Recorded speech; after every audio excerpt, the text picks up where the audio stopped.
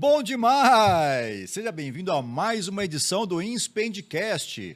E aqui você sabe, né? Falamos de gente, falamos de negócios, falamos de inteligência emocional, sempre com um convidado muito especial. Solta a vinheta, Gui!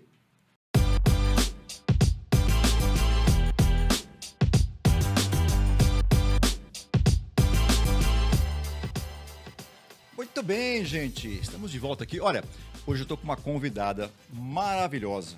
A história aqui que nós vamos ter para contar, nós vamos falar de tudo. Mas ela vem da área de tecnologia, tem uma bagagem gigante. Ela vai contar que trabalhou com SAP, foi gerente de projetos e agora influenciadora, trabalha na televisão e sabe cozinhar. Eu imagino que o marido dela, que está aqui por perto, deve de comer muito bem, porque, olha, ela é craque de cozinha. Vou trazer para a gente aqui já na nossa conversa, Nina Boyago. Falei certo? Oi, Cris, falou certinho. É isso mesmo? Isso mesmo. Da onde vem Nina? Nina, eu roubei um apelido meu de infância, porque meu nome mesmo é Aline Suede. Olha, Suede de Deus ao contrário. que coisa. E aí, o que acontece? Eu estava em busca de trabalho, né? Porque eu abandonei a carreira de SAP aí, como você citou. E não queria mais, essa era a única certeza que eu tinha, que eu não queria continuar na área de SAP. Só que todas as vezes que eu enviava o currículo e as pessoas associavam o meu nome com o sistema, as portas eram fechadas para mim. Porque o salário era alto, eu tinha um cargo alto, então tinha toda uma experiência, toda uma bagagem. E eu não queria mais, porque a única certeza que eu tinha era não continuar com SAP. Então, o que eu fiz? Eu usei um apelido novo, né? Novo não, um apelido antigo, e coloquei o sobrenome do meu marido. Então, a Aline Suede não existe mais, nesse sentido, né? Profissionalmente falando. E aí, adotei o sobrenome dele para ficar Nina Boyago. E aí, eu mudei tudo, Cris. Mudei currículo, criei e-mail novo, criei um Instagram novo, tudo novo. Então é o seguinte, com essa pequena introdução, me fala quem é a Nina. Conta aí seu histórico. Nina, essa pergunta sempre que me fazem eu respondo. Nina é filha de um Deus vivo, primeiro de tudo. Então essa é sempre a minha referência. Primeiro Deus, depois eu. Sou casada, tenho 2 filhos. Hoje sou uma empreendedora no ramo de alimentação. E aí estou agora me aventurando no mundo digital, né? Com marketing digital, influência, como você citou aí também, e na TV, para fazer umas bagunças, né, Cris? É isso. Você é formada em quê, Nina? Eu sou formada em administração de empresas, com ênfase em análise, e depois eu fiz um outro curso de gestão financeira. Caramba, e não você... parece, né? Não, não é que não parece. Parece sim. Parece? Porque, claro, pô. É porque todo mundo me vê brincando, me vê rindo e não acha que eu... Mas... Nossa, mas ela tem mesmo. Na minha visão é assim, ó, o empreendedor precisa saber dessas coisas. Tem que porque saber. Senão a chance de dar errado é muito imensa, grande. É não é? imensa. Aí as pessoas, eu acho que assim, às vezes se aventuram ou brincam um pouco com esse negócio de empreender. É claro que quando a gente olha para o passado, nossos avós, pais, eles tinham um jeito de empreender que não tinha especificamente uma regra de negócio. Era assim, compro por 1, vendo por 2. Sim. E tudo bem, e muitos ficaram ricos e construíram impérios. Sim. Mas a gente percebe que cada dia mais, se a gente não tiver esse conhecimento, esse mercado competitivo muito difícil. Não dura, nem em 3 anos eu acho que não dura. Porque é muito difícil empreender. É que você falou, antigamente as coisas eram diferentes, né? E as pessoas pensavam assim, não quero trabalhar para ninguém, não quero mais ser CLT, vou montar meu próprio negócio. Mas assim, se você não tiver estrutura, não tiver planejamento, não tiver conhecimento, você não vai para frente, né? É verdade. Você falou de CLT, né? Me veio a cabeça aqui. Eu deixei de ser CLT em 2004. Porque eu me lembro que durante um curso de pós-graduação, a gente passou a entender o custo de uma empresa. Sim. E também o custo como colaborador, que muitos não tiveram oportunidade de conhecer. As escolas, infelizmente, não explicam isso, né? Se explicassem, talvez os colaboradores se questionariam mais sobre o que é um CLT. Sim, ele vale o dobro, né, para uma empresa. Exato. Né? No mínimo o dobro. Só que ele não ganha o dobro, né? Não ganha o dobro. Ele poderia estar ganhando o dobro se fosse um formato diferente. Isso. E aí, assim, não acho que existe um responsável exatamente por conta disso, sabe? Porque, na minha visão, quando fizeram a CLT, ela tinha um valor. O que precisava agora era, de repente, uma remodelagem dela. Sim, aprimorar, né? Aprimorar, com certeza. Até porque a gente aqui no Brasil, eu até onde eu estudei na época de implementação do SAP, porque o SAP é um sistema de gestão empresarial feito num país de primeiro mundo.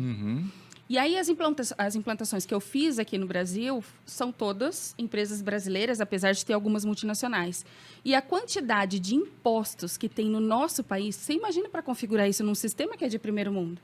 Às vezes a gente falava assim, nossa, mas se o cliente não pagar até dia X, tem tanto de juros, tanto de multa. E aí um país de primeiro mundo não entende, mas como assim juros? A pessoa tem que pedir desculpa de não pagar no dia. Então, você imagina, se a mentalidade que as pessoas têm não chegam nem perto do que deveria ser ideal, né? Terrível isso, né? Mas você gostava dessa parte da administração, da área financeira? Você gostava disso? Eu gostava e gosto muito. Porque senão eu acho que a minha empresa não estaria tomando o rumo que está hoje, né? Mas eu tive um momento em que eu me perdi, sabe? No ramo da marmitaria, porque eu estava tão envolvida com aquilo que era muito novo para mim, que eu trabalhava de dia, de tarde, de noite, de madrugada, de dia, de tarde, de noite, o tempo inteiro. E eu esqueci a minha formação. Espera lá, e os processos? O que eu estou fazendo? Não, tem que voltar aqui, botar o pé no chão. Onde é que eu estou errando? Então, vamos recomeçar. Fiz agora uma nova identidade visual para a marmitaria, criei um novo Instagram para a marmitaria e começar com o que eu tenho de conhecimento. Né? Porque se eu não tiver o planejamento, se eu não tiver as fichas técnicas, por exemplo, no meu caso, que eu preciso ter as receitas certinhas, que isso independe de quem vai fazer a receita. Então, se eu tiver aquilo lá tudo documentado, a empresa está rodando. Eu vou aprofundar daqui a pouco na marmitaria, mas eu queria saber uma outra coisa antes. Diga Quem lá. que cuida da finança em casa? Eu. Você. Eu. Meu marido é muito gastão. Pensa num homem mão de vaca.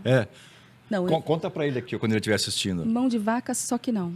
Ele gasta absurdo. Ele não pensa no amanhã, né? Meu filho fala, mãe, ele não pensa no amanhã. Se tiver que fazer alguma coisa hoje, vamos fazer hoje. Então, ele não se importa com isso. Eu já sou mais pé no chão. Eu já seguro mais, porque eu tenho que me planejar. Por exemplo, todas as obras que eu fiz em casa, eu me planejei. Desde a compra de um fogão industrial, por exemplo. Não, eu vou me planejar, vou guardar tanto por mês, porque esse aqui... E compro tudo à vista, Cris. Não parcelo nada, não tem nada em cartão. Nem tenho cartão e nem quero. Já tive muitas, mas eu nem quero mais. Hoje eu faço, de fato, o planejamento. Eu quero saber, eu vou gastar com, sei lá, um freezer novo. Eu vou me programar para isso. Ele não. Se ele tiver... Mas aquele dinheirinho que a gente está gastando, não, vamos fazer um churrasco. E ele... gasta, ele não está nem aí. Então, dizem que as pessoas com o coração mais mole gastam mais. Ele é. Não que a gente tenha coração isso, mais gente? duro, mas a gente... Alguém tem que ser... tem que equilibrar, né? Senão Tem não vai dar algumas certo. coisas relacionadas a isso que eu penso assim, ó. Um nome dado para isso é altruísmo. Não é? Quando a pessoa sempre faz pelo outro, é altruísmo. Mas eu vou deixar aqui um recorte para quem está assistindo a gente. Quando você é muito altruísta, você deixa de ser altruísta e passa a ser egoísta. Por que isso acontece? Quando você faz o bem para alguém, automaticamente você se sente bem. Então, quando você quer sempre fazer isso para receber este bem, você normalmente não dá espaço para quem vive com você poder fazer o bem. Isso. Então, você está sendo egoísta porque só você se beneficia deste momento de altruísmo. Mas não é fácil, não, sabia? Eu sou uma pessoa extremamente difícil de receber ajuda. No começo, quando eu voltei para Campinas, eu morava em Araraquara, estive lá por um tempo. E quando eu voltei, eu estava numa situação onde eu abri mão da minha carreira de 20 anos de SAP e eu precisava recomeçar. E aí, meu marido me ajudou muito no começo, mas eu chorava. Aquilo, para eu aceitar aquilo, era horrível. Eu falei, que é isso? Imagina, eu que pago minhas contas. E foi muito difícil, porque era sempre eu ajudando todo mundo. E aí, quando eu me vi na situação contrária, foi difícil para mim. Foi difícil. Mas agora já está tudo certo. Está tudo certo. Está tudo sob controle. Muito bem. Ainda falando dessa questão econômica, como é que você faz, por exemplo, para montar essa estrutura de negócio? Porque, assim, o alimento, a marmita talvez seja um pouco mais fácil do que quando é um restaurante. Eu não conheço nada disso, então você vai me trazer uma luz aqui. Como é que faz? Mas você cozinha sem saber a quantidade de marmitas que vai sair, Ou não? É baseado já numa... Na verdade, estou fazendo uma transição agora para 2024, porque eu trabalhava com marmitas personalizadas. Então, às vezes, eu tinha cliente que chegava com um plano alimentar de um determinado nutricionista. Então, tinha que pesar a quantidade de proteínas, a quantidade de carboidratos, os legumes. Aí tem cliente que só podia legumes verdes, né? Que eram com menos caloria. Então, assim, chegava esse plano alimentar, eu fazia o orçamento com base nas quantidades, porque personalizado, aí cada um tinha um valor. E aí a pessoa me passava a quantidade de comida, né? A quantidade as unidades que a pessoa ia querer. Então, eu fabricava conforme a demanda. Só que o meu Instagram começou a ter um boom tão grande, pedidos tão grandes, que 100% das minhas vendas eram do Instagram. Que eu falei, eu preciso ter um estoque. E aí, eu comecei fazendo estoque com o que excedia. Eu não tenho como ir lá cozinhar, sei lá, 1 quilo de abobrinha para fazer X marmitas e o que sobrava, eu montava um estoque. Então, não fazia não me planejava com relação a isso. Só que, ao longo do tempo, o meu público foi mudando. As pessoas não precisavam mais pesar, ou a grande maioria delas. E aí, o meu público foi mudando no sentido assim, eu não gosto de cozinhar, eu não tenho tempo de cozinhar e quero comer uma comida saudável, uma comida que tenha sabor. Porque comida fit, se você procurar na internet, você vai achar um monte. E eu nunca classifiquei minha comida como marmita fit. As minhas marmitas sempre foram marmitas saudáveis, porque é feita de uma forma mais leve. Então, eu não uso óleo, não faço fritura, só uso temperos naturais. Então, é comidinha do dia a dia, comidinha de mãe. Só que todo mundo que comia falava, nossa, mas não parece congelada, sua comida é diferente. O que você faz? Obviamente foram testes, eu errei muito, imagina. Para chegar onde eu estou, eu errei muito. Mas houve uma mudança desse público. Então, hoje, como é tudo muito novo ainda para mim, eu criei um cardápio e a gente só vai repondo conforme for acabando, entendeu? Porque público tem. Às vezes, a pessoa fala assim, eu não quero feijoada. Que nem minha feijoada, eu frito a calabresa na água. Então, eu não põe gordura, não põe banho de porco, não põe nada. Ela é mais leve. Só que eu gosto de usar tempero, bastante tempero. Tem que ter sabor. Sim. Isso, para mim, é o principal. Então, às vezes, as pessoas falam, comida congelada, é sem graça. É frango com batata doce. A gente tem muito mais opções. A gente pode congelar tudo, praticamente tudo. Só que se feito da forma correta. Então, hoje, a partir de agora de 2024, eu vou ter um cardápio onde a gente vai só mudando, de repente, um prato da semana, mas basicamente repondo a produção. Porque tem gente que pede, me dá um pacote misto que você tem, um pouquinho de cada. Então, não é tão exigente, só que a comida tem que ser saudável, entendeu? Entendi. Então, você veio da área de tecnologia. E fez essa transição para a área de alimentos. Você sabe que antes da tecnologia eu trabalhava na área financeira. Financeira. Na verdade, assim, meu primeiro emprego foi numa padaria. Eu tinha 14 anos, eu era caixa... Nossa, você está assustando as pessoas agora. 14 anos, você trabalhava... Época a gente podia, Nossa, querido, hoje imagina. Quando você fala isso para um jovem, às vezes assusta. Não é? Eu já falo pro meu filho, não vai nessa não que eu tô na antiga, você vem comigo. 14 anos eu comecei, trabalhava numa padaria e eu cuidava do caixa da padaria. Então, acordava cedo, né? Que a padaria abre cedo, saía de lá cedo mesmo. E entrava 1 hora na escola. Eu tinha 14 para 15 anos. De lá, eu fui para uma rádio, mas eu não fui ser radialista. Eu trabalhava na recepção, hoje é CBN, né? Na época era Cultura, mas hoje é CBN. Uhum. E de lá, eu fui para o meu primeiro emprego como estagiária, porque eu entrei na faculdade com 16 anos. E aí eu consegui meu primeiro estágio, fui para a área de controladoria. Eu trabalhava com ativo fixo. Nada a ver, né? Você entende disso ainda? Mais ou menos. Eu acho que sim. Eu acho que sim. Eu gostava muito dessa área de administração. Tanto que depois eu fiz o curso de gestão financeira. E aí eu sempre fui muito falante, né? Então, imagina. Eu não sei porque essa bobagem. Eu conversava com outro, as pessoas tinham dificuldade com alguma coisa com o computador. Imagina, não era assim, gente. Não era como é hoje. As telas eram azuis, ou então pretas. Você molde da vida, eu sei que você é dessa época. Não, quase nada. Abafo casa. Então, eu ajudava muita gente, mesmo sem ter conhecimento. E aí, um dia, o controller, na época, falou assim, vou mandar você para o departamento de TI. Eu falei, como assim para o TI? E eu me assustei, porque era um departamento formado por 14 homens. Só homens. E eles viviam de preto, o uniforme era preto. Então, eles eram conhecidos na empresa como Men in Black. O que eu estava fazendo lá? Uma jovem de 17 anos. Eu aprendi na marra com alguns companheiros lá. Desafio, né? Foi muito desafiador. Aprendi lógica de programação. Maravilhoso. Nunca mais você esquece isso. Nunca mais, porque você entendendo da lógica, você programa em qualquer linguagem. Né? Mesma coisa de administração. Uma vez me perguntaram, por que você fez o curso de administração? Porque eu acho que os processos não mudam. Independente se você tem uma academia, se você tem uma marmitaria, se você tem uma montadora, os processos não vão mudar. O que muda é o produto final, né? Então, eu acabei fazendo essa transição, aprendendo na marra a informática. E essa programação que eu fazia chamava ABAP, que era a linguagem de programação do SAP. E aí, num dia, eu estava em Brasília. Meu voo atrasou cerca de 14 horas. Nossa, só isso. Bobagem. E eu quase não tinha muito o que fazer e fiquei com o diretor de uma das consultorias que eu trabalhava na época. E eu falando, né, desse jeito, que você já sabe. Ele falou, você não tem vontade de trabalhar lá na nossa região, né, Campinas, Jaguariúna? Eu falei, nossa, meu sonho, porque eu viajava muito. Cada hora eu estava num lugar. E aí, nessa época, foi num voo que atrasou de Brasília para Campinas.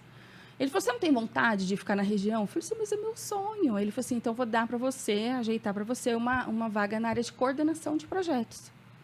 E aí eu tinha o quê? 21, 22 anos. Então eu comecei na área de coordenação muito novinha.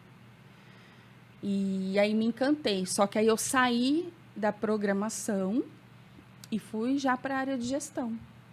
Que lidar com pessoas não é fácil, né? Não é, você sabe disso, que lidar com pessoas é a parte mais desafiadora, eu acho. Não é nem tanto o projeto, o que você tem para entregar, o tempo, as atividades, as fases de um projeto, mas lidar com pessoas. Mas, graças a Deus, eu tive um relacionamento bom com muita gente. Eu acho assim, hoje é um grande diferencial o profissional, né? Que consegue, além de ter o conhecimento técnico, ter esta parte de relacionamento com as pessoas. E cada dia que passa, isso vai ser mais relevante, porque a inteligência artificial vai substituir muitos trabalhos. Aí não estou falando de empregos, eu digo de coisas que a gente faz mesmo, né? Até para facilitar hoje em dia, né? Que a internet está... Eu ouvi um cara falando outro dia algo que eu achei legal, que ele falou assim, inteligência artificial não é sobre tecnologia, é sobre aumentar a produtividade das pessoas. Aumentar a produtividade. É? Exatamente. Então, você vai trazer mais benefício para as pessoas. É óbvio que aqueles que não se adaptarem, né, não vierem para conhecer a inteligência artificial, vai ter dificuldade. Com certeza. Né? Mas tem que se adaptar. Tem que se adaptar. Acho que a gente tem que... O estudo, ele tem que ser constante, a todo tempo. Em se tratando de informática, então, a velocidade com que as coisas aparecem são monstruosas.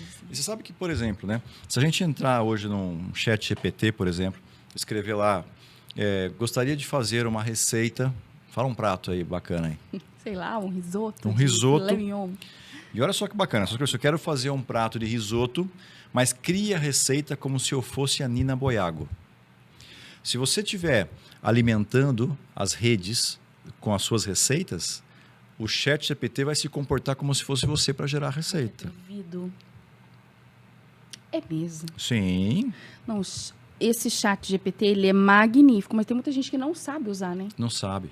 Coloca uma frase e acha que o negócio tem que dar tudo. É que você tem que conversar mesmo, né? Com ele. E assim, você pode chegar lá para ele, por exemplo, imagine você está a fim de fazer um prato XPTO. Aí você olha no teu armário e coloca lá. Fala aí alguns ingredientes que poderia ter no armário, por exemplo. Fala aí. Sei lá, que milho, macarrão. Massa de tomate. Massa de tomate. Fácil, né? Frango picadinho, batata palha. Cebola. Você coloca isso lá e fala, gostaria de ter uma receita a partir desses produtos para servir 2 pessoas. E ele vai dar receita. Total. Mas não vai substituir a gente que vai pôr a mão na massa. Exatamente. Por quê? Porque todo o processo, ele vai te dizer o tempo, vai trazer as quantidades, mas aquela habilidade que você tem, que é a experiência, por isso que eu sempre falo para os jovens, né, quando a gente está falando sobre inteligência artificial, a experiência é fundamental, porque o ChatGPT não é que ele erra, ele não acerta. Sim. Que é diferente. Né? Ele trabalha por exclusão. Então, ele vai trazer algumas coisas para você e pode ser que aquela combinação não seja a melhor. Não Então, seja. a experiência que você tem vai diferenciar o teu prato, a tua marmita, ou aquilo que você vai entregar versus o que uma inteligência artificial Sim. vai produzir. Mas ele dá um caminho, né? Dá um Pra caminho, quem sim. não consegue, ele dá um caminho, mas de fato ele não substitui. Você tem que ter o feeling, né, para cozinhar. Eu acho que além da inteligência artificial que ajuda, se você não tiver amor, Cris, não vai. Já tentou cozinhar no dia que você não tá legal? Olha, os O miojos que eu arroz faço... os miojos.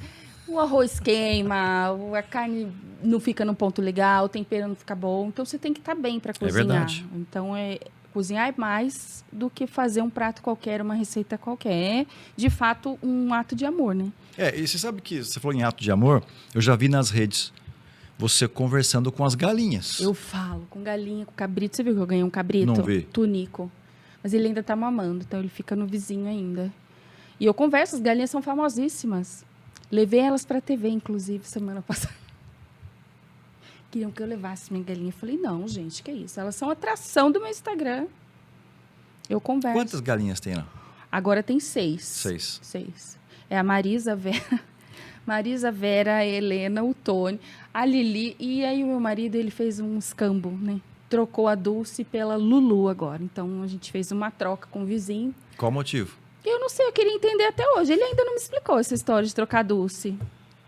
Fiquei chateada com isso, mas tudo bem. Mas a outra é bonita também. Eu vou apresentar ela pro povo, ainda não apresentei. Aí você sai correndo atrás dela no quintal. Sai, meu filho também sai, meu marido. Aí se dá muito trabalho, ele quer pôr na panela. Eu falo, que isso? Não são só... Isso aqui tem toda uma história com elas. Você arruma outro frango para pôr na panela. Elas não, eu não deixo. Da tua rede fica bombando, né? Fica bombando, Cris. E eu falava, gente, vamos viralizar vídeo de comida, de marmita, é o meu trabalho, né? Vamos comprar marmita, nem que for por dó, né? Eu falo muito isso. Mas não, viraliza o quê? As bagunças. E isso foi legal para eu também, nessa fase aí de nova identidade visual da marmitaria, ver que eu precisava separar o meu trabalho.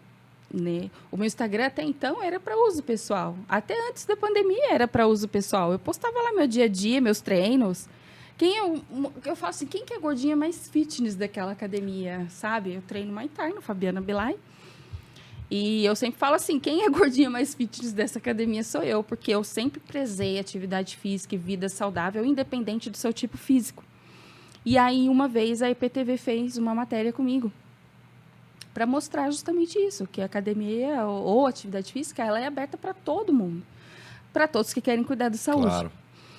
E aí eu falava disso no meu Instagram. A questão da marmitaria veio durante a pandemia. Então, eu comecei em março, dia 14 fechou tudo. Comecei dia 1º e no dia 14 fechou tudo. Eu falei, e agora? E as pessoas me perguntavam, mas como é que você fazia antes da pandemia? Eu falei, meu amor, eu não fazia. Não tinha nada disso. Então, eu comecei efetivamente na pandemia e que foi muito bom, porque as pessoas começaram a ter o trabalho de home office, e que para nós do mundo SAP isso já era mais comum, mas não tinham tempo de cozinhar. Então, aí eu vi, de um tempo para cá, o perfil do meu cliente mudar. Ao invés de pessoas, eu quero marmita fit para emagrecer, meu amor, eu não faço marmita fit, faço marmita saudável.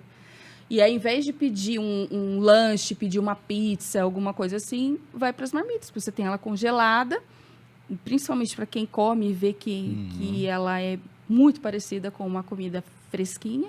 E é fresquinha, porque à medida que a gente faz, a gente monta e congela. Então, ela é fresquinha mesmo e tem todos os nutrientes ali certinho, bonitinho. Então, esse público que não tinha tempo de cozinhar acabou sendo maior do que aquele que queria pesar a proteína, pesar o carboidrato. Então, esse meu público mudou. E olha só, na pandemia, que eu não fazia nada com referente à comida antes, né? Tinha pessoas que falavam assim, mas escuta, você cozinha desde quando, né? Viajava, cada hora num canto, cada hora num estado, cada hora num país, uma loucura. Não tinha nem tempo disso. Hoje o cliente seu da marmitaria deve ser mais regionalizado, né? Porque até por conta da comida chegar já congelada próximo. Eu tenho clientes em Paulínia, Hortolândia, Barão Geraldo, Valinhos, Vinhedo, alguns de Americana, e já tive pedidos de Indaiatuba e de Jundiaí. E Campinas inteira. E o que é legal, Cris? Como a nossa cidade aqui, ela tem universidades, eu tenho muitas mães que são de fora e que compram comida para os filhos aqui.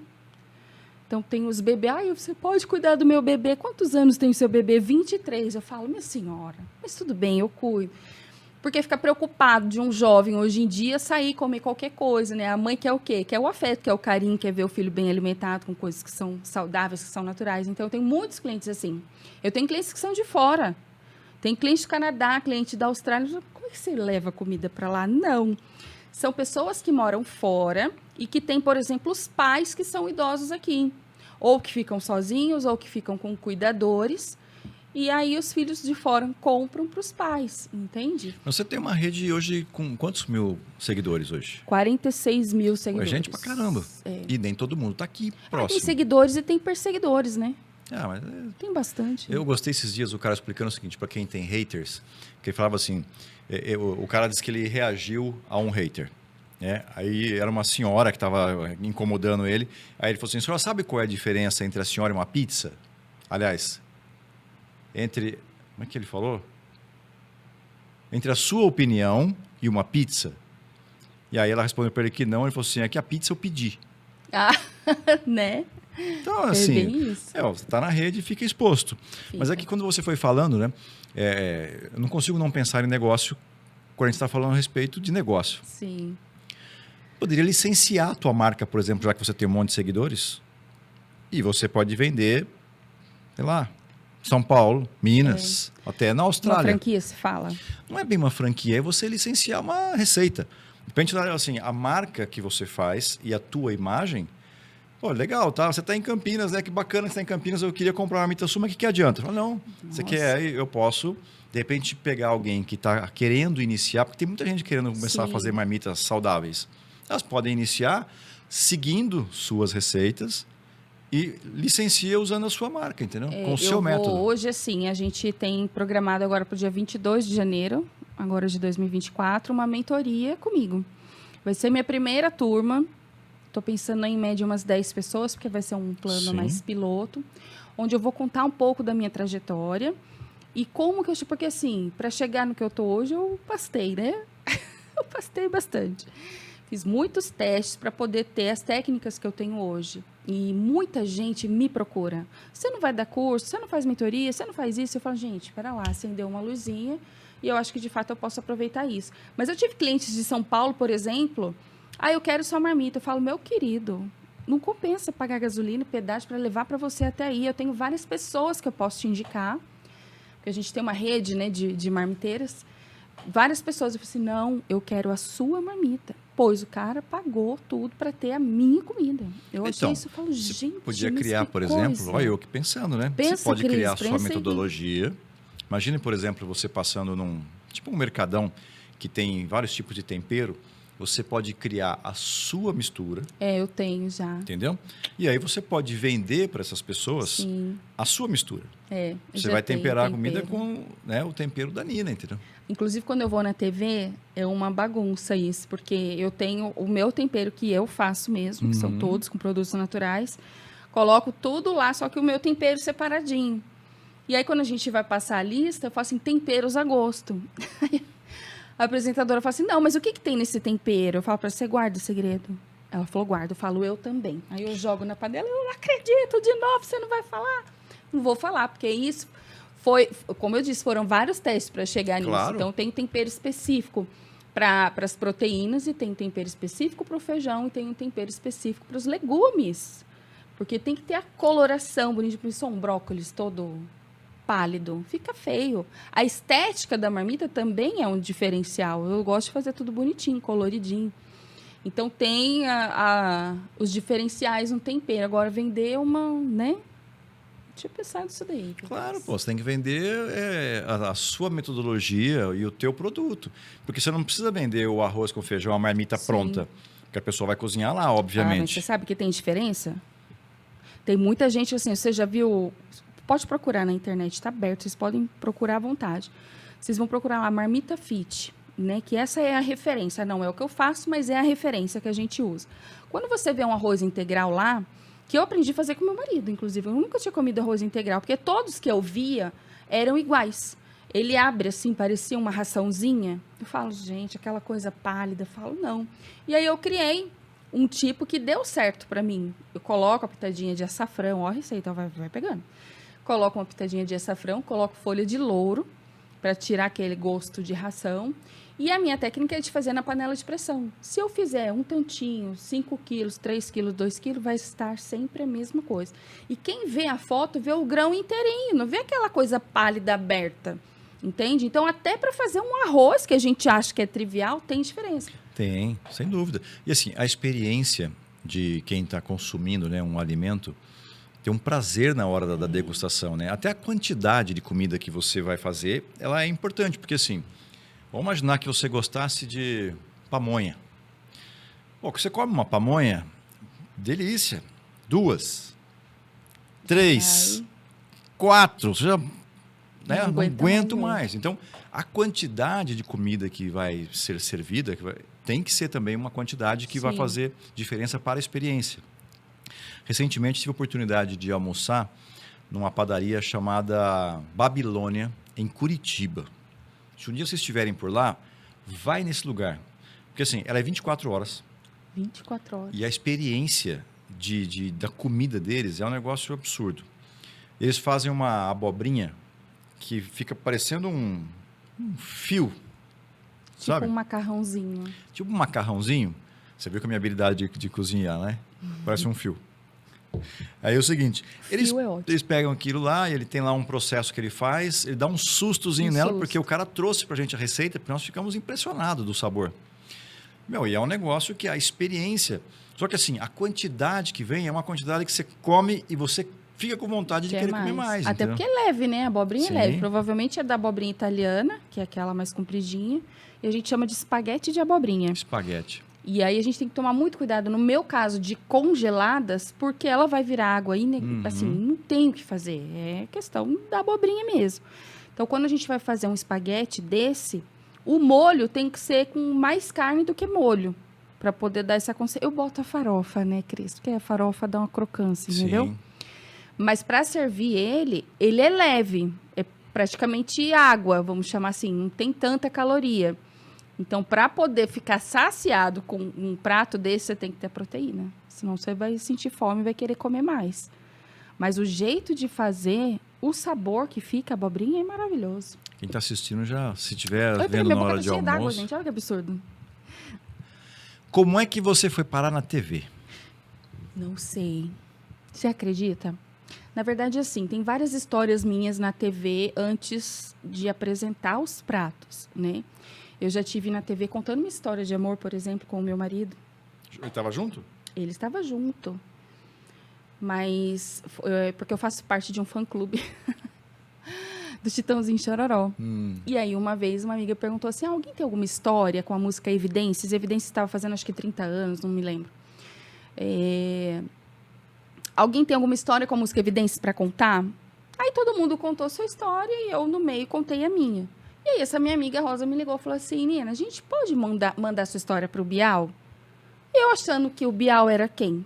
O Zé, da padaria. Me associei, que era o Pedro Bial, da Rede Globo.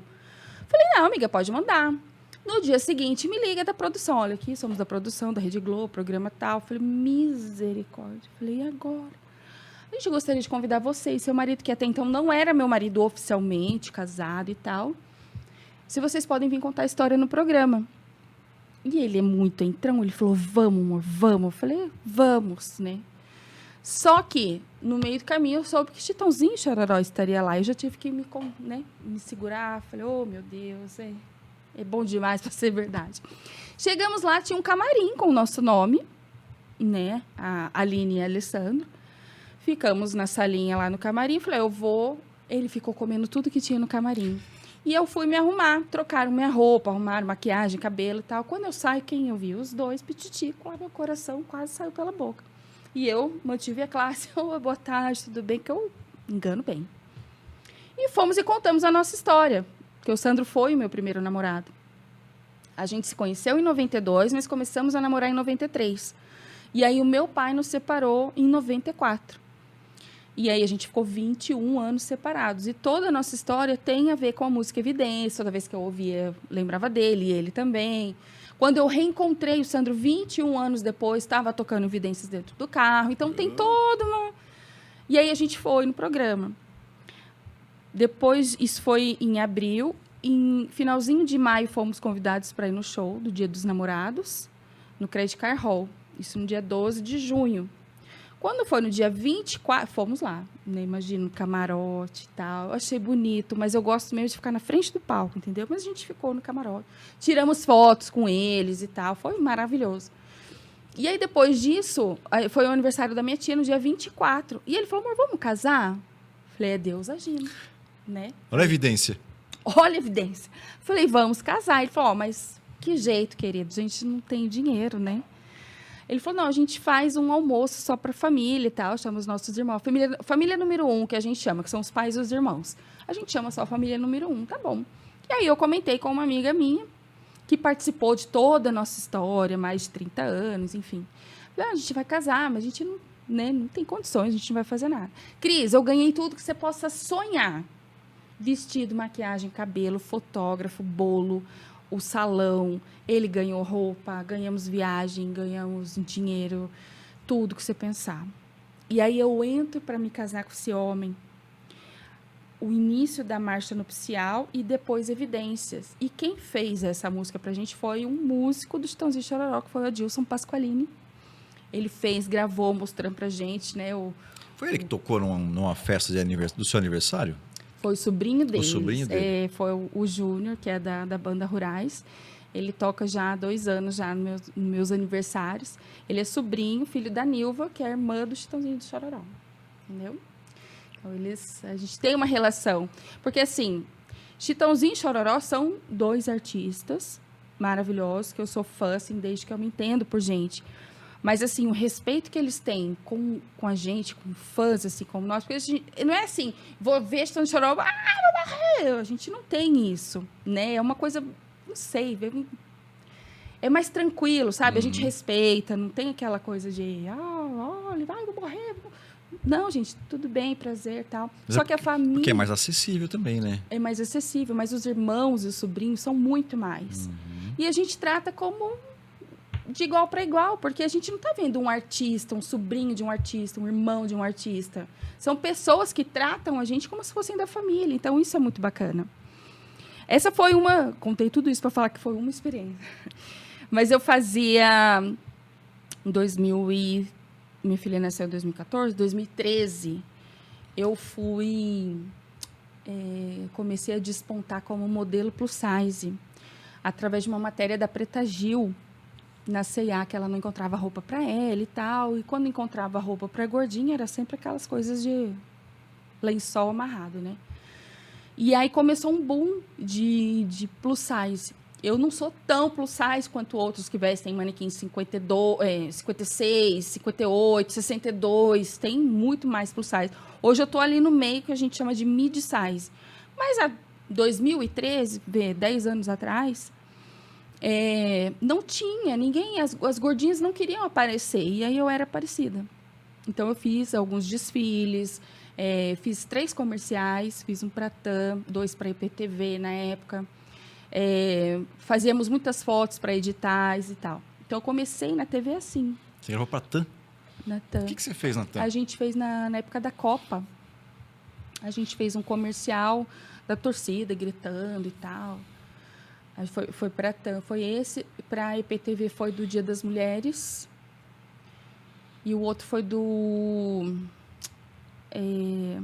eu tinha que separar 3 mulheres. Eu não sei porque... Colocavam uma na cozinha, uma outra que era tipo uma estudante. Fizemos gravação numa biblioteca. E eu era empresária. Eu sempre fui empresária. Olha que coisa. Eu lá atrás do computador, assim, eles gravando. Então, as primeiras experiências na TV foram assim, desfilando algo como modelo plus size mesmo. E depois, a próxima foi com a IPTV me gravando na academia da Fabieira, acho que era lá na Baden ainda. falando sobre os corpos, né? Que todos os corpos podiam treinar, podiam fazer atividade física. Logo depois veio essa do meu marido, que a gente foi pro Bial. E quando eu comecei com a marmita, comecei tipo uma segunda-feira, na mesma semana eu recebi um convite para ir para a TV. Eu falo, gente, como assim? Ir na TV fazer receita? Não, não é isso. Eu fiquei bem impressionada, mas foi na primeira semana que eu comecei a divulgar e eu não sei como que as coisas explodiram. Eu estava na Record praticamente toda semana e fiz para o SBT também. A Globo, a própria Globo veio fazer uma matéria com a gente, uma receita de família que a gente teve. E aí o meu marido participou também fazendo essa receita. E assim vai. Mas eu faço muita bagunça na TV, né? E quando eu não faço, as pessoas reclamam. Cadê seu microfone? Você não trouxe? Eu levo o microfone que eu tenho. Você não trouxe seu microfone? Eu falo, gente, eu quero ser quietinha, explicar a receita, mas não tem jeito. A gente Você é vai sempre pra bagunça. divertida, né? Sempre divertida. Sabe o que eu costumo dizer pro pessoal nosso aqui? Que assim, não precisa ser chato para ser sério. Pois é. Né? E acho que assim, esse é um grande diferencial que você tem. O que eu penso, né, sobre isso? A dificuldade de manter, né, um astral alto, porque a gente é ser humano. E tem dificuldades no dia a dia. Só Deus sabe quanto eu já chorei sozinha, gente. Cozinhando sozinha, 3 horas da manhã, as pernas não aguentavam mais. Todo mundo dormindo. Eu não aguento mais. De cansaço físico, cansaço mental. Porque o físico é legal, você toma um banho, relaxa, vai dormir e apaga. E o mental? A cabeça não desliga. O que eu vou fazer? E se eu fizer combinação de frango com isso, com aquilo? Eu falo, gente, eu precisava Chat disso. GPT. Mas agora, né? Naquela época não tinha, né? Imagina, Era Nina GPT, né? Que tinha que... Era bem assim. Era assim, não foi fácil, não. Não, e é óbvio, né, que você tem o amor por fazer isso. E, por outro lado, também tem a questão de gerar receita mesmo, Sim. né? Porque o negócio precisa se pagar, enfim, tem uma série de coisas. Então, esse sentimento seu, imagino que muita gente compartilha disso, sabe? Porque você sabe que o corpo está pedindo, às vezes você está gripado, às vezes você não está bem de diversas formas. Você gostaria de estar deitado, dormindo, né? De repente até na companhia do marido, ou sei lá, assistindo uma televisão que fosse. Uns doramas. Não é? E aí tem que estar lá, porque você tem um compromisso para fazer as coisas. Tem compromisso, tem responsabilidade. Mas aí, Cris, eu cheguei num nível, o ano retrasado, né? Que as coisas tomaram uma proporção tão grande que eu me esqueci da minha experiência enquanto gestora. Eu queria ficar lá trabalhando o tempo todo, de dia, de madrugada, não tinha hora. Eu ficava o tempo todo na cozinha. Eu não tinha tempo para os meus filhos, não tinha tempo para o meu marido. Eu falava, mas tem alguma coisa aqui que não tá legal. E aí eu fiz uma mentoria com uma amiga minha, que é a Karen, e ela teve que me dizer o óbvio. E às vezes o óbvio precisa ser dito, sempre. porque a gente está tão habituado que a gente... Opa, peraí, é lógico, eu sei como fazer, eu sei que é assim, por que eu não estou fazendo? Aí eu falei, não, vamos parar. Pus o pé no chão, falei, ó, a primeira coisa que eu preciso é contratar mais gente. Eu preciso ter vida. Né? Não adianta só fazer marmita, só receber elogios e ir para a TV. Eu preciso ter vida. E eu estava me esquecendo. Né? Não parece, mas eu imagina, um tempo atrás era coque tocando na cabeça o tempo inteiro. Eu não me maquiava mais, não cuidava do meu cabelo, não fazia unha, não fazia nada. E eu falava, peraí, tem coisa errada. Então, eu fiz essa mentoria, que hoje é uma grande amiga minha, trabalhamos juntas, inclusive, nessa questão de treinamentos para marmiteiras. E aí eu coloquei o pé no chão e falei, a primeira coisa que eu preciso fazer é contratar alguém para me ajudar.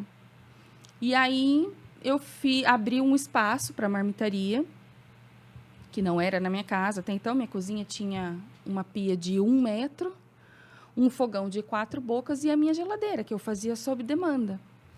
E eu, sabe assim, aquele medo, eu vou contratar mais alguém, mas aí isso eu vou gastar mais e aí vai sobrar menos dinheiro para mim, mas pera lá. Não é o que eu quero, não é expandir. Para eu expandir, eu tenho que me planejar. Eu tenho que investir, porque eu não acho que é gasto, foram investimentos, em fogão, por exemplo, fogão industrial. Antes eu fazia 5, 6 panelas de arroz, porque eram pequenas, um fogão de 4 bocas, e hoje eu faço uma vez só um panelão. Então, tem coisas que eu precisei parar e falei, caramba, mas eu tenho experiência na área de gestão e de negócio, eu preciso estruturar o meu negócio. E aí foi onde eu investi em freezer. Hoje eu tenho 4 freezer, me desfiz de um só pela estética da minha cozinha, mas eu não precisava ter me desfeito dele. Mas eu tenho 4 freezer, eu tenho fogão industrial, eu tenho 2 geladeiras, eu tenho uma área bacana, que o meu marido, inclusive, me ajudou. Ele me ajudou demais. Muita coisa dessa marmitaria eu devo a ele. Do tipo, ganhamos as portas e as janelas. Quem vai fazer? Eu olhava para ele, então. Né? Ele procurando lá no Google como é que coloca piso. Ele pôs o piso na minha cozinha. Ele, mas eu não gostei dessa cor. Ele ia lá e pintava. Ele fez tudo. Então, ele tem grande parte. Eu devo a ele. E ele estava lá o tempo todo comigo. Inclusive, ele é o gato boy, né? Ele que faz as entregas. Hoje a gente tem mais um motoboy ajudando, mas assim, ele que faz as entregas. As pessoas vêem na rede, né, vêem na televisão e não conseguem imaginar, né, o esforço que tem por trás daquilo. Tem muito. Né? Eles começam a fazer comparações que a rede social não favoreceu isso, né? Ela traz comparações muito injustas, né? Injustas e só vem aquilo, né? Sim. Só vem, é o que eu falo assim, até nas minhas redes sociais, gente, eu posto o que eu quero que as pessoas vejam, meu perfil é aberto. Eu não vou expor a minha vida, as pessoas acham que eu exponho o que eu quero que vejam. Tem coisas que eu não vou mostrar, tem coisas que eu não quero que saibam. O meu tempero é um deles, eu não vou mostrar o meu tempero. Se a ideia é vender, eu não vou mostrar, porque senão acaba a graça, né? Sabe que, assim, eu costumo dizer nas mentorias aqui que uma das coisas que não deve acontecer no empreendedor é que, às vezes, ele esquece que ele tem um negócio e o negócio é que passa a ter ele. Eu tava assim. Aí, tua saúde vai embora, Foi. teu prazer vai embora de fazer as coisas, não funciona mais, né? Então, é importante que tenha essa consciência, por quê? Mesmo que você trabalhe muito, porque os negócios consomem muito tempo, né? Sim. Então, mesmo que você tenha que trabalhar de segunda a segunda, mas se você tiver consciência de que se eu estou fazendo isso ainda com prazer, isso está legal, e uma das frases que é fácil identificar é você falar assim, nossa, se você chegar para você mesmo e falar assim, hoje eu tenho que fazer X marmitas. Esse tenho, já vira uma obrigação e aí já... Né? Então, é fazer esse monitoramento da mente, né? De como é que está o lado emocional. Por quê?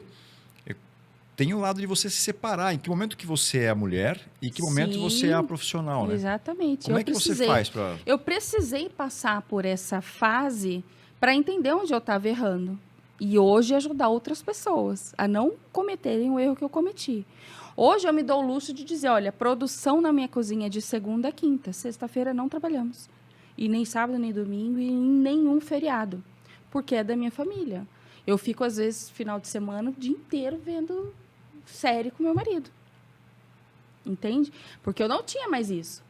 Hoje eu vou, cuido do meu cabelo, cuido de unha, cuido da pele, cuido de maquiagem. Você viu que eu fiz lipos de papada?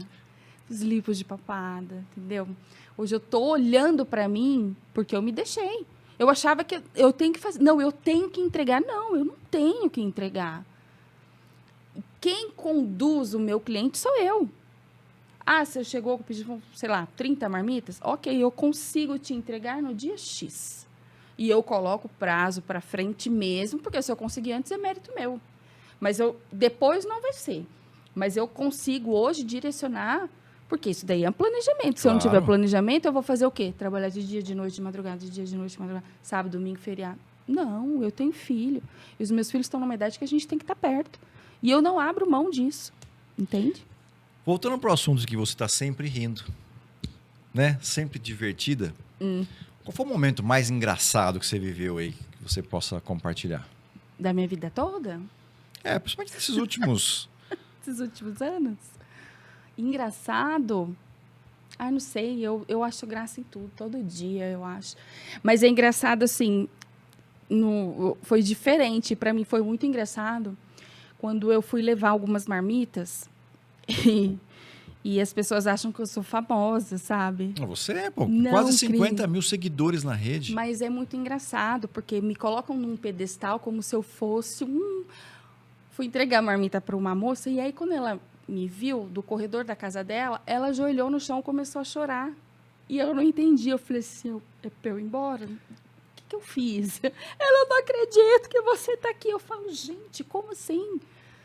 Não estou entendendo. Aí veio, me abraçou, mas ficou uns 15 minutos abraçada comigo. E eu assim, tá ótimo. Mas a marmita vai descongelar. E aí, tá tudo bem? O que aconteceu? Não, você mudou a minha vida. Eu falo, gente, de que maneira que eu mudei a vida? Para mim foi tão engraçado. Eu falo, gente, como assim? Tem gente que passa perfume. Peraí, vem com os perfumes, com batom para me abraçar. Eu acho isso muito engraçado. A gente ficou só normal.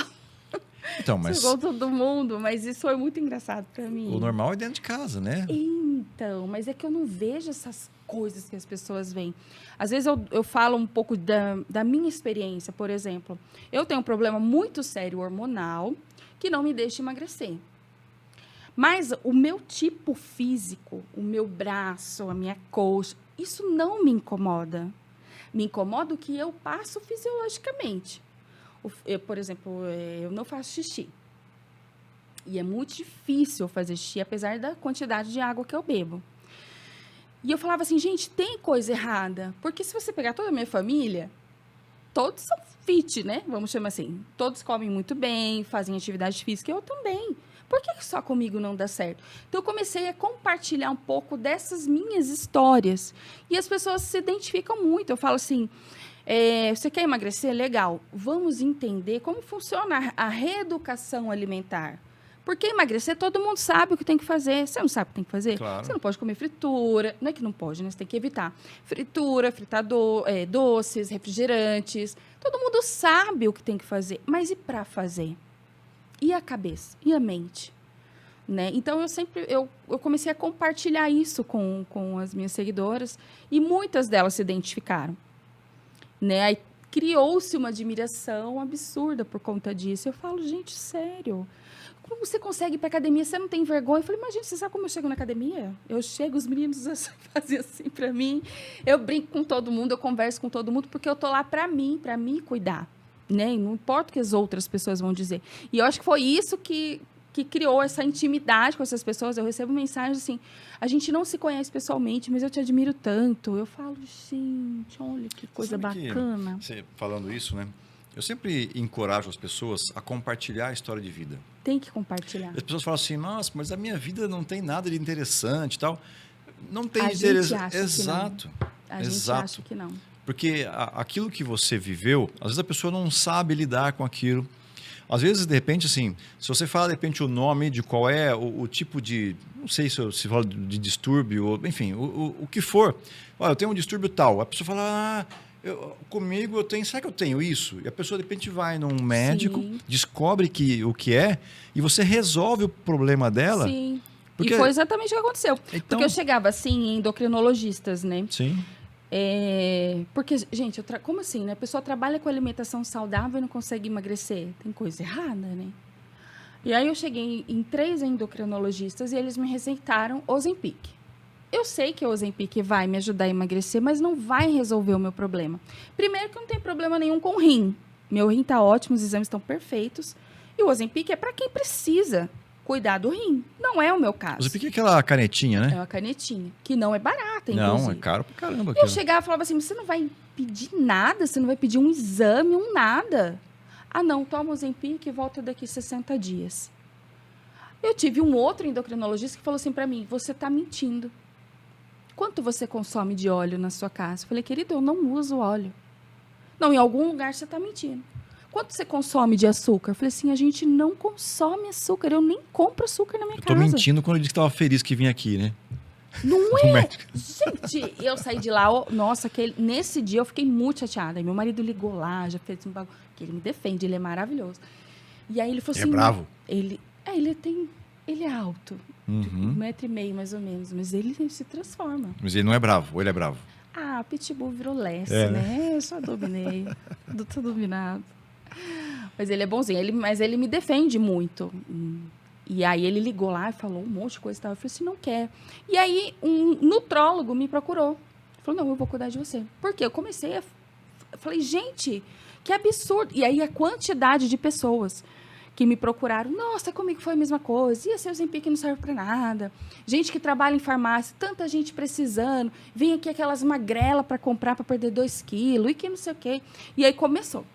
E aí o nutrólogo me procurou, falou assim, não, eu quero cuidar de você. Eu falei, olha, que diferente. E aí eu falei assim, bom, já vai me receitar um Ozempic, né? Ele falou, não vou receitar remédio nenhum nesse momento e não vou mexer com a sua alimentação. Primeira coisa, eu quero te conhecer, entender como é o seu perfil e quero que você faça todos esses exames. Cris, acho que eu nunca fiz tanto exame em toda a minha vida. Que ainda nem saíram, inclusive, os exames. Ele falou, a gente vai entender como funciona. Neste meio tempo, a gente vai tratar uma desinflamação do seu organismo. A gente vê que você está inflamada com alguma coisa que a gente ainda não sabe. Pelos testes, eu já posso te afirmar que é um problema hormonal. Vamos descobrir qual dos hormônios. Então, primeiro passo, a gente vai desinflamar o seu corpo. Depois, a gente vai entender qual é esse hormônio que está desregulando isso em você. E para depois a gente mexer com a sua alimentação. Que não é tireoide. Tireoide me deu uns nódulos. Mas os nódulos na tireoide não tem nada a ver com hipertireoidismo e nem com hipotireoidismo. Porém, deram alguns nódulos e a gente não sabe se isso pode influenciar. Então, esse daí eu vou saber junto com os exames de sangue, que ficam prontos só em janeiro. Teoricamente, Provavelmente é um deles. Né? Porque aí o hormônio T4, né? O pessoal que toma lá, Puran, T4 lá, o Sintroid, né? Que são... Mas assim, olha que interessante. E esses nódulos, eles não vão aparecer no exame de sangue. Nesses T4. São coisas diferentes. Eu não sabia. Para mim, se eu tivesse... A punção, é. Então, eu não sabia. Eu achava que tinha, que apareceria lá, né? Mas ele falou que não. E uma outra coisa que eu tenho é a endometriose. E a endometriose, ela influencia muito mesmo nessa questão. É. E o meu, que acontece? Ele está na parede do intestino. Não está mais no útero. Eu tinha no útero, mas não está mais. Ele está na parede do intestino. Então, esses hormônios, esses dois que já são certeza, com certeza influencia em alguma coisa nessa questão de não emagrecer. Mas aí, eu, por conta própria, tirei o glúten. Não como, não sinto falta de um pão, não vou negar, vai. Tudo bem. Um pãozinho com manteiga, hein? Eu sinto falta só disso, mas eu consigo sobreviver tranquilamente. Eu tô já há uns 20 dias, mais ou menos. Eu não emagreci 1 grama. E o nutrólogo falou para mim, olha, você vai tomar água e comer alface e você vai engordar. Até a gente descobrir onde é.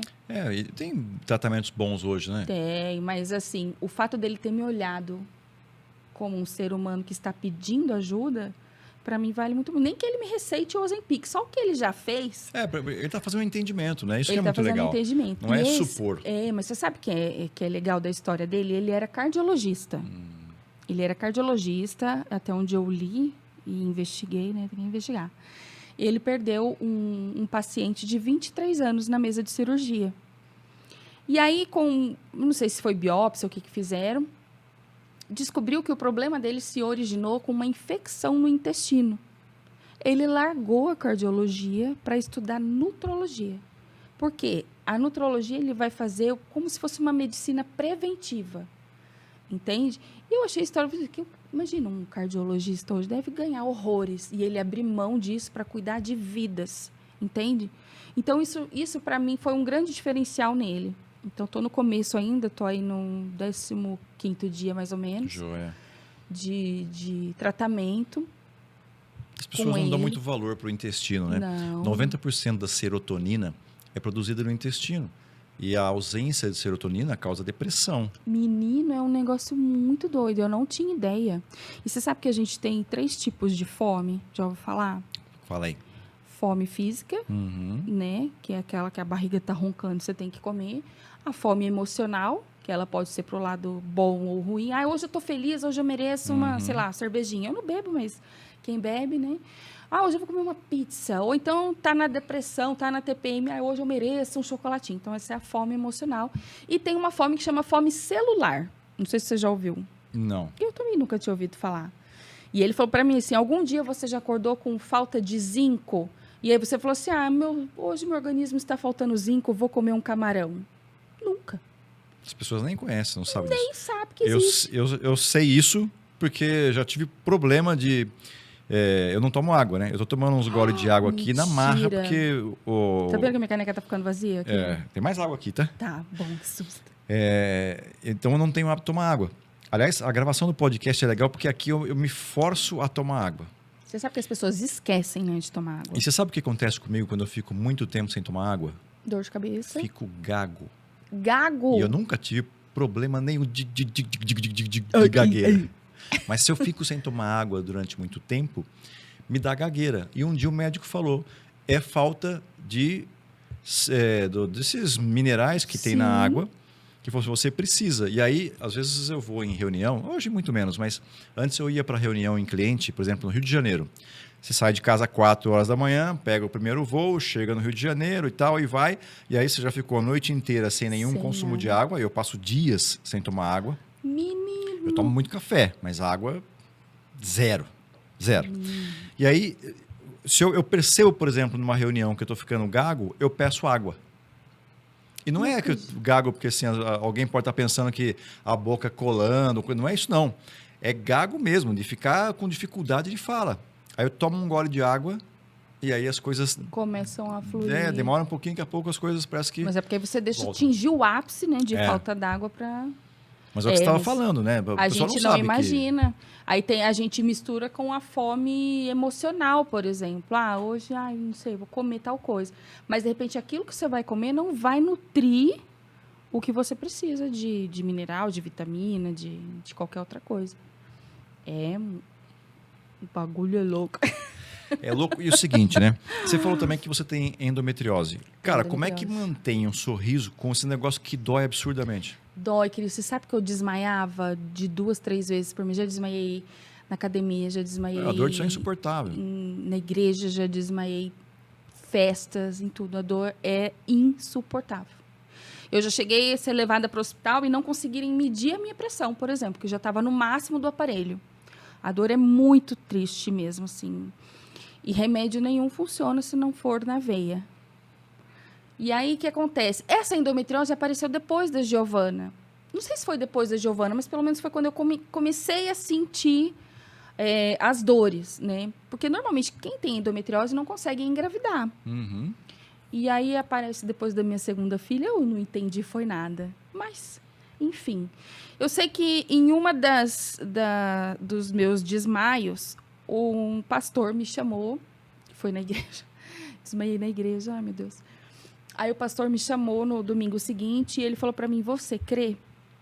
Eu falei, eu creio. E aí eu falo, as pessoas acham que eu brinco o tempo todo. Ele falava, você crê mesmo? Eu falei, sim, eu creio mesmo. Mas eu tava falando sério, porque eu tava crendo mesmo. Ele falou, então eu vou fazer uma oração para você e eu vou pedir pela sua cura. E eu tenho certeza que aquilo fez com que eu nunca mais desmaiei. Eu nunca mais senti uma cólica. Apesar de ter ela aqui, eu nunca mais senti. A única coisa que eu sentia, Cris, era que a minha barriga fazia assim, ó. Ela tremia. E eu olhava pro meu marido e falei, você tá vendo isso? Você tá vendo? Começou a tremer. E aí, sim, começava a sair. Parece uns bifes de fígado, uma coisa horrível, mas assim, parecia mesmo. Porque eu não menstruava. Quem tem endometriose normalmente não menstrua. Então, não saía a minha menstruação. E depois disso, começou a sair. Hoje eu não sinto nada. Eu não sinto dor nenhuma, eu não sinto nada, nada de nada.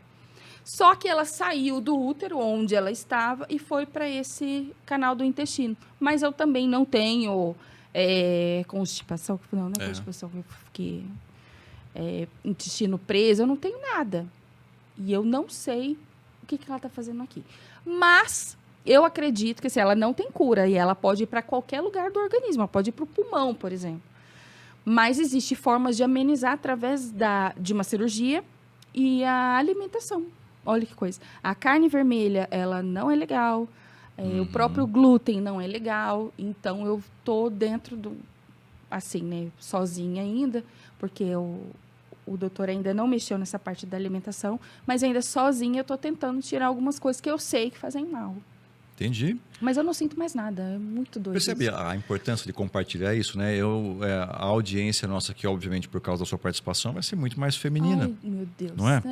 Provavelmente. E aí, poxa, isso é muito útil para as mulheres, porque às vezes elas ficam sofrendo sozinhas, né? Às vezes ficam lá se culpando até por algumas coisas, ao invés de buscar, de repente, uma ajuda, porque não se sentem encorajadas. Quando você comenta algo nesse sentido, as pessoas falam, poxa, ela é a minha ídola. Minha inspiração. Minha inspiração, né? E, pô, através daquilo que você traz de conhecimento e de E é o que compartilhamento. acontece hoje no meu Instagram, exatamente isso. A mesma coisa quando eu postei, eu tive uma infecção no pé chamada celulite infecciosa. Eu nunca tinha ouvido falar, até acontecer comigo. E eu sei que semanas depois, o Evaristo Costa, sabe aquele repórter, Sei. jornalista, ele teve também. E é uma dor, Cris. Primeiro, que não é a mesma celulite que nós gordinhos e até os magrinhos têm. É outro tipo, só dá o mesmo nome. Mas é uma dor insuportável, a gente não consegue colocar o pé no chão. Eu fiquei 10 dias deitada, com a Mas como perna é- para cima. É visível? É visível porque o pé incha, fica muito vermelho. No começo eu achei que pudesse ser trombose, todo mundo é trombose, é trombose. Eu falei, nossa, eu vou correr para o hospital. Só que a dor era muito intensa. E aí eu não conseguia mais andar. E conseguiu, depois de uma consulta com uma vascular, doutora Rafaela, e ela fez o Doppler, né, que é uma espécie de ultrassom das veias. Falou, olha, suas veias estão tranquilas, não tem nada de trombose aqui. Só que você está com uma celulite infecciosa. Eu falei, gente, mas como assim celulite infecciosa? Aí eu até brinquei com ela. Falei, gente, mas eu tenho gordura no meu pé? Ela falou, não tem nada a ver com essa celulite. Ela entra através de algum tipo de corte.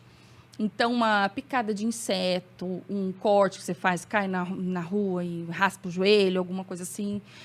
Uma micose que pode ter entrado. E aí você vai coçar e aí aquela bactéria entra. Não tem a ver com, por exemplo, o sistema linfático. Nada a ver, porque eu tenho lipedema também. E que não tem nada a ver com a celulite. Lipedema é como se fosse uma parte mais gordurosa mesmo e que ela também não tem cura, mas a musculação é que ajuda ela. Associada também à alimentação. Você vê que a alimentação ela está em tudo. E aí, essa celulite, eu tive que tomar Acabou antibiótico. Ainda tem um tiquinho aqui. Eu tive que tomar antibiótico, tive que tomar anti-inflamatório, corticoide. Aí enchei horrores. O corticoide é complicado, né? Eu tive que tomar 5 dias de corticoide. E foi difícil, mas era assim, quando eu postei, menina, eu fiquei horrorizada da quantidade de pessoas que tinham tido essa experiência, pessoas que nunca ouviram falar e pessoas que perderam parentes por isso. Por quê? Porque se você não cuida, essa infecção entra na corrente sanguínea e não tem o que fazer. É morte. Você sabe que... E eu não tinha ideia do risco disso, do né? risco, não. Tem uma coisa que as pessoas normalmente não ouviram falar, que é assim, quando a gente fica estressado, a gente produz um hormônio, né, ou um neurotransmissor chamado cortisol, Isso. certo? Ele tem um limite dele que é bom, que traz energia pra gente, te ajuda, Sim. né, a ser mais agressivo, mas até um limite é bom. Acima daquilo causa problemas para a saúde da gente. Olha só como é que funciona de maneira simples o entendimento. Quando você leva uma picada de algum bicho, uma abelha, o que acontece onde levou a picada? Fica vermelho. Fica vermelho. O que é aquilo em volta do ferrão da abelha? É o nosso corpo produzindo uma defesa. Sistema imunológico, Isso. então, está tentando se livrar Isso. daquele ferrão, Isso. certo? Aí você vai e passa uma pomada à base de quê? De De corticoide. corticoide. Para quê? Para que o sistema imunológico ali deixe de atuar, né? Então, ele diminui para a irritação. Então, quando eu faço isso, por quê? Você tem consciência de que aquilo não vai te matar, então eu posso passar lá ali um corticoide, né? Para diminuir esse processo. Há controvérsias, hein, Cris? Que eu fui picado por uma abelha e eu não sabia que eu Então, se tinha você é alergia. alérgica, é diferente, né? Eu não sabia, eu quase morri. Sim, E o médico falou assim, fique feliz que foi só uma abelha. Se fosse 2, você estava morta. é isso mesmo. A E eu dose fui é... a tempo de ambulância para o hospital, uma loucura. Eu não sabia. Então, olha só. Corticoide faz com que diminua o sistema imunológico, a imunidade. Então, quando eu tenho uma crise de estresse, eu produzo muito cortisol, eu faço com que o meu corpo diminua todo o processo imunológico, por isso que as pessoas ficam doentes. Uma carga muito longa de estresse, quando termina, né, que dá aquela baixa, aí você pode esperar uma série de problemas, né, que vem na sequência disso.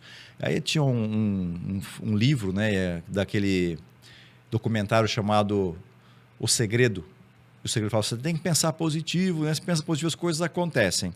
Parte disso é por conta disso, né? Se você pensar em coisas ruins, você vai ficar doente. Sim, porque você vai produzir cortisol e vai diminuir a sua imunidade. Mas a grande maioria falta a vontade de pensar em coisas boas, a Sim. vontade de se cuidar, a vontade de se olhar. E aí isso vai virando uma bola de neve tão grande que as pessoas vão se deixando. Onde a depressão ela acaba sendo maior do que a vontade de sair dela. E aí as pessoas estão adoecendo por isso. Nossa, o que É fácil, eu né? atendo de pessoas com depressão na terapia. E é interessante isso que você comentou, porque assim, muitas pessoas, elas entendem a depressão como se fosse um patrimônio delas. Tem algumas que gostam, né? Exato. Os Acho que é um patrimônio. narcisistas, por exemplo, são assim. Elas têm que ficar sempre na posição de vítima para sempre alguém ficar lá. E ela se sentir amada com essa atenção. Mas se esquece dela. E não se cuida. Não se cuida. Porque sabe que, mas se eu me cuidar, se eu ficar bem, fulano não vai me dar atenção. Então eu tenho que ficar sempre ali. Mas, gente, onde é que está a mente da pessoa que não pensa no bem-estar, né? Eu não entendo, mas tem muita gente assim, viu? Mudando um pouquinho de assunto, qual é teu Lá vem. prato preferido? Qualquer coisa que vai farofa. Não ri, é sério. Gente, é sério. Se eu estiver comendo uma salada de repolho e colocar farofa, vai ser o melhor prato para mim. Eu não consigo escolher um, mas tem que ter a farofa. Eu não ligo. Às vezes eu posso ficar com um pratão. Eu amo salada. Meu marido faz uma para mim que eu gosto, que vai azeitona, vai palmito, eu gosto do alface americana, cenoura ralada, tudo, mas aí eu vou lá e ponho a crocância da farofa. É o sabor ou é essa A crocância? Os dois, porque acho que eu como farofa desde criança. Eu não sei de onde vem isso. Não sou mineira e não sou baiana, mas eu não sei de onde vem esse gosto pela farofa. Eu acho que é do meu avô. Meu avô sempre falava, cadê a farofa da menina? Traz a farofa da menina. E eu nunca consegui comer sem farofa. Sinal Às que vezes você eu não- levo, né, Sinal na que você não bolsa. tem autismo, não tem nenhum grau de autismo, né? É. Porque estou falando aqui, obviamente, né? Os especialistas falam, um dos indicadores, né? Indicativos do autismo é que a pessoa ela não gosta desse crocante na boca. Eu né? que eu diga, eu trabalhei muito com autistas com marmitas personalizadas e é verdade.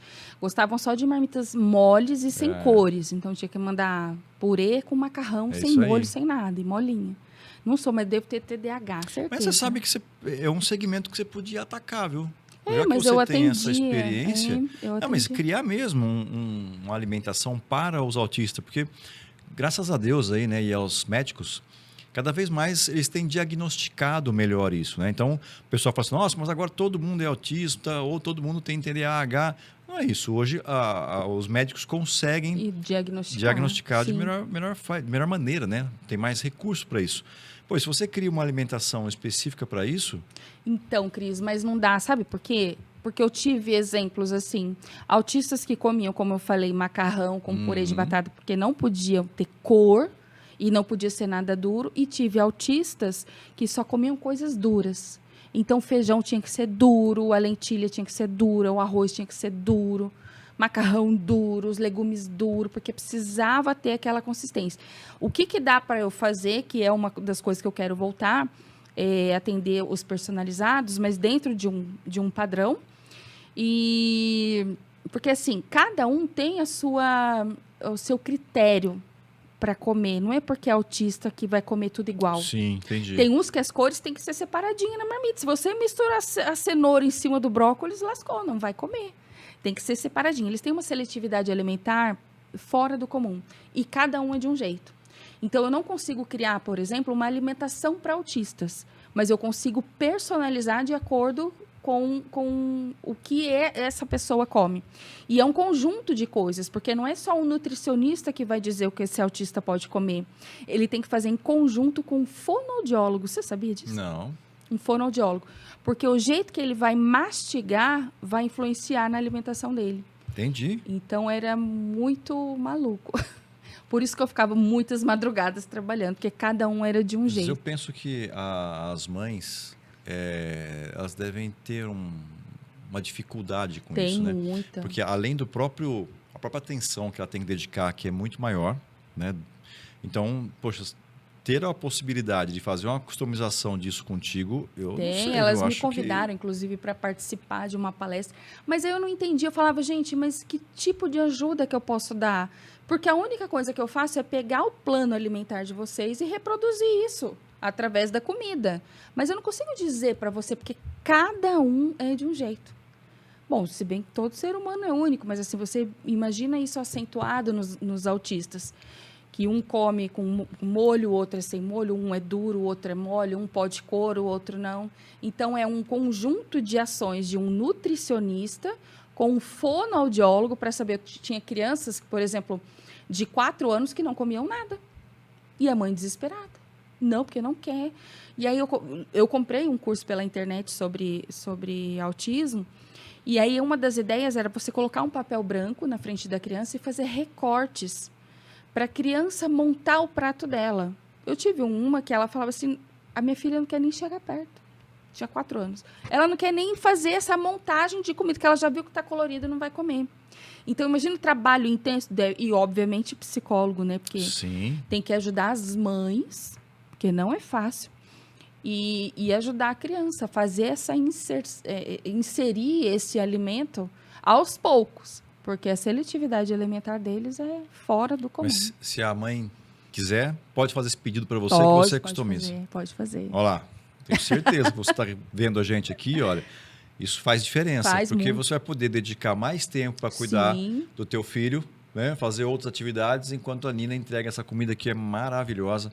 Eu já tive a oportunidade de ir num banquete que ela preparou uma vez, num almoço na academia. Tenho certeza que quem está vendo a gente aqui devia provar. Compra, gente, nem que for por dó, lembra? Por dó. Não precisa disso.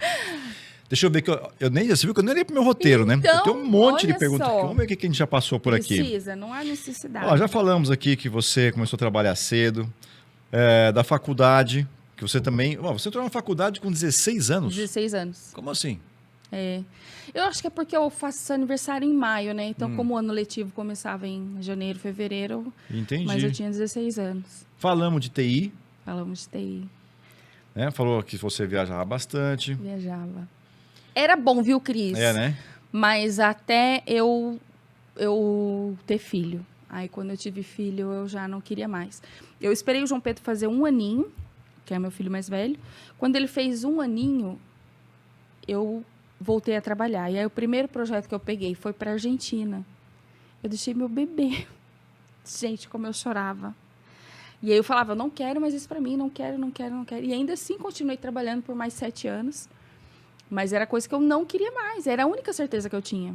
Não pelo trabalho em si, mas é porque, como era consultoria, cada hora eu estava num canto. E isso, para mim, não dava mais. É diferente para homens, né? Sim, sim. Mas mulheres, e aí a hora que você se torna mãe, você quer estar... Eu queria estar perto dos meus pintinhos, gente. Como é que eu ia deixar? Então, era muito difícil. Ocitocina, né? Olha os hormônios aí. Tá vendo? Foi difícil. Aí eu abandonei e falei, não quero mais. Até chegar as marmitas aí. Vamos ver o que mais aqui.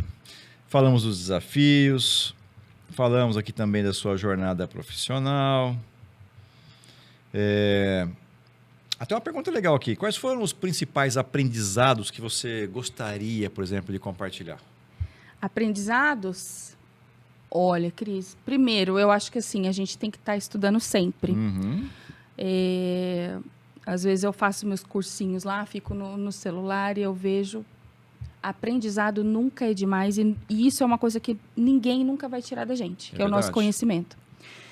Então, eu sempre indico para as pessoas, estudem, vão atrás, façam testes, porque aprender nunca é demais e não é conhecimento jogado fora. Sem dúvida. É o que eu falo, podem tirar tudo de mim, mas ninguém vai tirar meu conhecimento, né? Então, um dos aprendizados é isso, estudar sempre. O outro é não desistir. Eu tinha uma amiga que ela falava assim, você parece um Midas, parece que tudo que você toca vira ouro. Eu falei, imagina, gente, é porque eu não desisto. E eu podia ter desistido diversas vezes, em diversas situações. Mas eu falava assim, eu gosto de ir sempre pelo mais difícil. A gente sempre tem 2 caminhos, o mais fácil e o mais difícil. O mais fácil é você desistir e o difícil é você se esforçar para conseguir. Então, eu sempre gostei desses desafios, porque já começou muito antes, né, na minha briga com o meu pai, e a minha ideologia de vida era ser melhor que ele. E eu sabia que eu ia enfrentar muitas dificuldades. Eu falei assim, mas eu vou enfrentar, porque eu vou ser melhor que ele. Então, eu não posso fugir de dizer que a minha vida, a minha carreira profissional se deu pela raiva que eu tinha do meu pai. Seu pai é vivo? É vivo. É uma fênix, né? Um homem com 4 AVC, 2 infartos, câncer, Covid, com tudo que você pensar que ele tem diabetes, colesterol, não vai. É a senha dele, zerou, né? Mas ele está vivo e hoje a gente tem uma relação muito bacana. Não é, ai, meu pai, herói, minha vida, meu exemplo de homem. Não é, nunca foi. Mas a gente se respeita, a gente conversa. Hoje a gente tem um relacionamento que a gente nunca teve a vida toda. Mas superado. Está superado. Graças a Deus está superado. Mas me ensinou muito. A minha própria vivência com ele me ensinou muito. E acho que o mais importante, né, Cris, é você ter fé. Eu brinco assim, que eu vou... Em uma das vezes, inclusive, em se tratando de fé, eu estava bem no comecinho. E eu ganhei umas portas e umas janelas de uma amiga minha. Eu falei assim, não, eu compro. Ela falou, não, eu vou jogar fora. Se você quiser, não quiser, eu vou jogar fora de qualquer jeito. Eu falei, então joga lá em casa. E aí, a gente tinha... eu tinha feito um orçamento para ver quanto eu ia gastar de material de construção para subir as paredes e ajeitar essas janelas e essa porta. Que quem ia fazer era o meu pedreiro favorito, que é meu marido. E aí, eu me lembro perfeitamente que o valor deu R$467. E aí, eu liguei, encomendei, olha, a gente só pode entregar na sexta, tudo bem? Eu falei, não, tudo bem e tal. Desliguei o telefone. Meu marido olhou para mim e falou, você tá louca? Como que a gente vai pagar? Você manda vir material, R$467, a gente não tem. Eu falei, a gente não tem. Deus está fazendo tudo isso daqui, eu tenho certeza que ele vai prover. Mas no mesmo dia, tipo, 1 hora depois, meu telefone toca. Com um pedido, perdão, era o contrário, era R$450 o material. E aí um pedido que eu recebi no mesmo dia de 467. E aí eu falei, meu Deus, olha Deus agindo. Porque eu falo para vocês, as coisas estão acontecendo. Se eu ficar para trás, as oportunidades vão passar e eu não vou deixar. Porque eu entrei nisso e eu entrei de cabeça. Mas eu tenho fé. Porque se está acontecendo, é porque é da vontade dele. Algum propósito eu tenho. Não é só vender marmitas. Tem propósitos nisso. E eu tenho histórias maravilhosas com relação à comida. É uma afetividade, entendeu? Então, não é só alimentar o seu corpo, é alimentar a alma também. Então, eu me lembro que eu fechei com o material de construção, em seguida eu recebi o pedido e ainda me sobrou R$17. E qual o aprendizado disso? O aprendizado é de não desistir mesmo, de ter fé e não desistir. Porque se as coisas estão dando certo, por que eu vou andar para trás? Aí você falou uma coisa que tem um livro, eu não vou lembrar o nome do livro agora que fala disso, mas a energia que a vingança produz. Isso está muito em mim, acho, porque... É a história que você comentou do seu pai, né? Então, foi. esse desafio, ele gera um sentimento de vingança, né? Eu quero me vingar e mostrar que eu sou melhor. Melhor. Esse E era o meu aí- objetivo de vida. Eu quero ser melhor que ele. Ele não tem uma casa própria até hoje, por exemplo. Tá com mais de 70 anos, não tem. Eu, com 23, eu tinha 3. Que menina com 23 anos. Você vê que aquilo que de repente pode parecer negativo gera um impacto positivo. Foi. Óbvio que isso está no seu caráter, né? Sim. Porque se você não tivesse caráter, você podia ter feito coisas terríveis. Podia. Né? E como você tinha um caráter bom do DNA dele, da sua mãe, da família, isso fez com que você tivesse algo, né, diferente. Eu usei a meu favor, né, no Sim. caso. Eu podia ter feito, seguido, sei lá, para drogas, para bebida, qualquer outra coisa. E eu não, meu objetivo de vida era ser melhor, Perfeito. E eu usei isso para a vida. A seu favor. Vamos ver o que mais tem aqui. Um gole. Toma um gole. Toma um golinho. Aqui está falando sobre as redes sociais, a gente já comentou também. Também perguntando como é que você foi parar na TV, a gente já falou. Estou seguindo, parece que eu li tudo isso aqui e gravei na Você cabeça. não estudou né? antes? Não, tá vendo? Mas que é legal, Que conselho você daria para as pessoas que estão considerando uma transição de carreira ou empreendimento? Eu acho que primeiro você tem que, na transição, e foi um aprendizado que eu tive, é você conhecer para qual público você quer trabalhar. Porque a gente entendendo qual é o público, a gente consegue planejar o que a gente vai fazer. Então, o conselho, primeiro de todos, é entender para quem que você quer trabalhar. Descobrir qual é a persona que a gente fala. Eu, no começo, tinha um grupo que era vindo da academia, que eram os meus clientes. Mas aí eu entendi, ao longo do tempo, que esse meu público mudou. As personas mudaram. Para quem eu ia produzir, não era mais para quem queria fazer uma dieta. Era para quem não tinha tempo de cozinhar, era para quem queria comer uma comida que fosse congelada, mas que fosse gostosa, que tivesse sabor. Então, eu tive que entender o meu público. Isso foi através de pesquisa mesmo, de preencher formulário, responda sim ou não, porque a gente tem que pesquisar.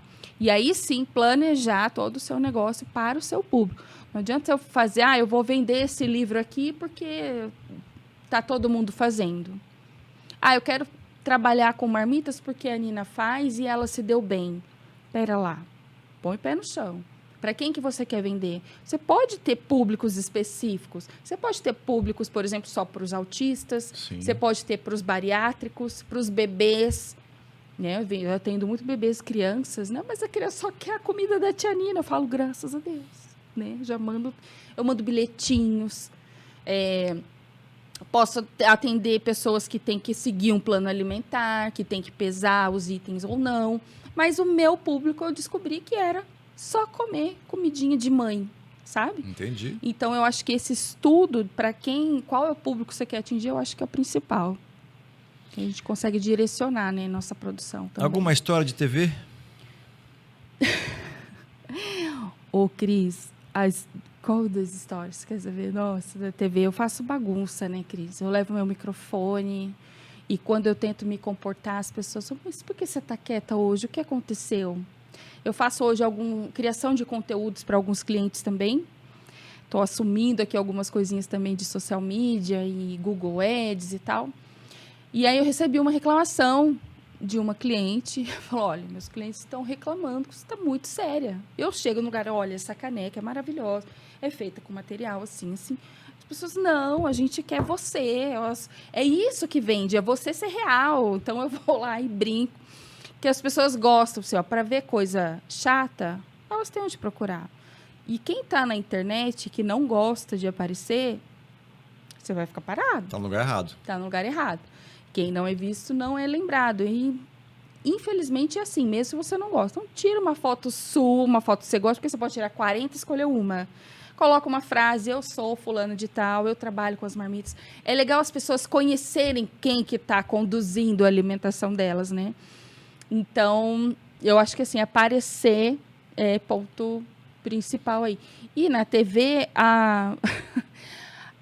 como que eu falo assim? A marca que ficou foi o meu microfone. Eu levei a primeira vez, eu brinquei com uma colher de pau. Boa tarde, tudo bem com vocês? Aí começaram a brincar, nossa, mas que microfone? Não tem nem microfone. E aí, na semana seguinte, eu levei um desses que a gente compra baratinho na internet. Levei, aí foi uma bagunça. Aí eles pegam, vão andando pelos corredores da TV, entrevistando todo mundo, porque ela tem um som horrível. Ela tem um eco horrível. Mas eu gosto porque é horrível, entendeu? Entendi. E aí vira uma bagunça. Então, a marquinha que ficou foi o meu microfone. Muito bem. Alguma pergunta que eu não tenha feito? Cris, a gente pode fazer outros podcasts depois. Podemos, já fica convite já. Não sei. Eu acho que eu já contei bastante, assim, um pouquinho da minha história. Comecei cedo e ainda tenho muita coisa para fazer, muita coisa para aprender, porque eu acho que a gente aprende todos os dias. E acho que é isso. Se você tivesse um superpoder e recebesse, por exemplo, no teu celular, o número de telefone de todas as mulheres do mundo. E aí você tem direito a mandar uma única mensagem para elas. O que você mandaria? Para todas as mulheres do mundo, viva um dia de cada vez. De preferência o hoje, né? Lógico. Um dia de cada vez. Não adianta a gente se desesperar, porque eu não vou vender, porque eu não vou fazer, como que vai ser? É hoje. O que você pode fazer hoje? Né? A gente tem um caso de câncer na família. E eu falo assim, não deem o diagnóstico da morte, não queira dizer a sentença de morte. O que você vai fazer para mudar hoje? Porque eu posso ir antes, eu posso ter um infarto, posso morrer atropelado, posso levar um tiro. A gente não sabe, tem gente que morre dentro de casa com um tiro perdido. Então, não é uma sentença que vai dizer quanto tempo essa pessoa vai viver. Eu brinco, né? Quem tem a senha é o homem lá de cima. Então, viva o hoje. O que você pode fazer hoje? Seja feliz hoje, né? Hoje, sempre. E você sempre feliz? Sempre.